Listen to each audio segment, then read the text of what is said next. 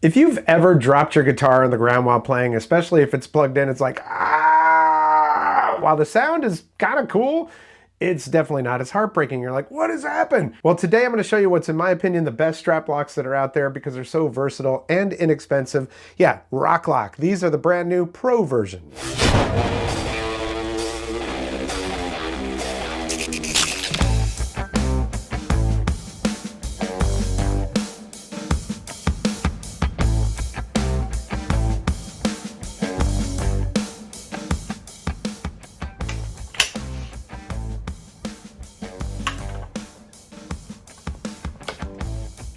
Welcome back, I'm Tony, and yeah, I've been a fan of Rok Lok for a while. As a matter of fact, I've got the special edition purple ones right here. These are the previous version. They now have a Pro version of them. You know, previously what you had to do is they came with a little pad that you could stick on the back of it, right? And you don't have to do that with these anymore because these are all rubberized, and we'll get into that in just a second. Now, the story that I mentioned at the beginning of this, the first day that I had this guitar right here, this is a original Gibson Explorer. I think it's 1984. And I was just so happy to have this guitar. My friend had a Carvin full stack in his garage. I went in there, I plugged in, I put my strap on there. And because of the way this thing curves right here at the top of the body, it just peeled right off, man. I struck my first chord, hit the neck, and then hit the body.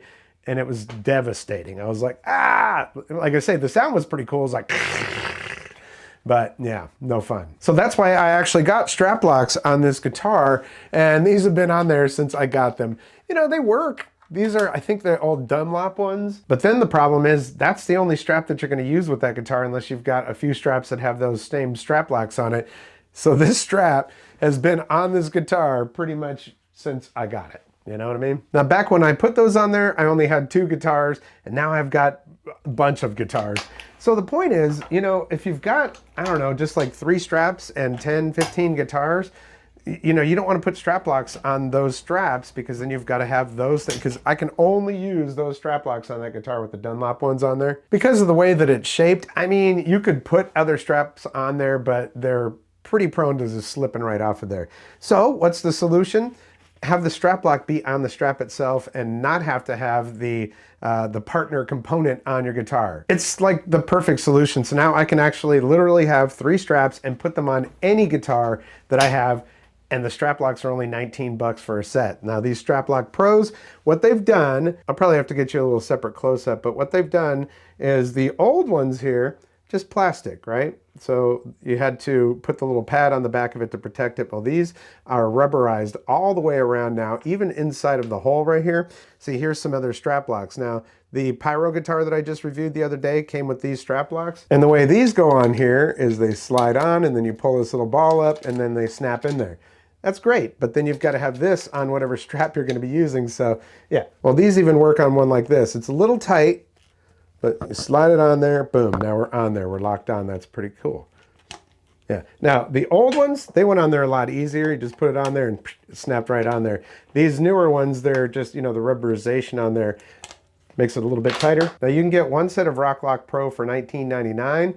You can also buy 2 and save. You get a 2-pack of them for $33.99. And they even have a 5-pack for $69.99. So if you're somebody like me who's got a whole bunch of guitars, you might have 5 straps around, just stick those on all of them and you can just pop your straps onto any guitar. I haven't had any problems with this going on.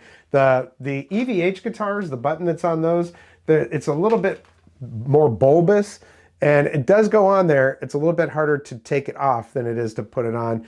Those are the only ones that gave me any kind of weirdness. But even the ones on that Pyro guitar that had these permanent type ones, it worked just fine on that. Look, I know relicking is a big deal these days, and I definitely got some relicking going on that Explorer, but I wouldn't have that big dent that's right there that's in the shape of a cable right next to where it plugs in.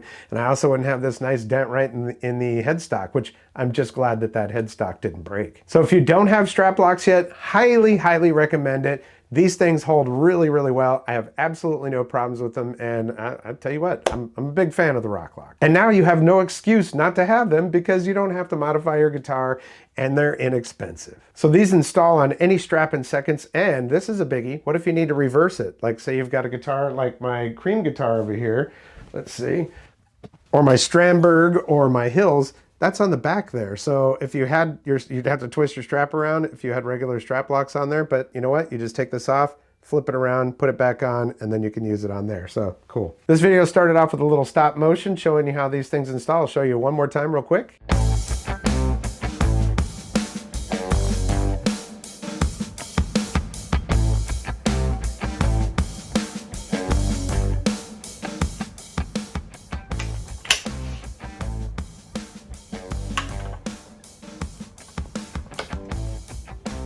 Super easy, and you can accommodate just about any guitar you've got. Well, I want to thank you so much for your support here on the channel. Likes, comments, shares, subscriptions, always very important to my channel. So if you like what you see, hit the thumbs up. If you haven't subscribed yet, there's a red subscribe button down there and notification bell. Click both of those and you'll get notifications when I upload new videos. If this video's only been up for a few days, take a look down below. You might see a hype button. If you see that, click that.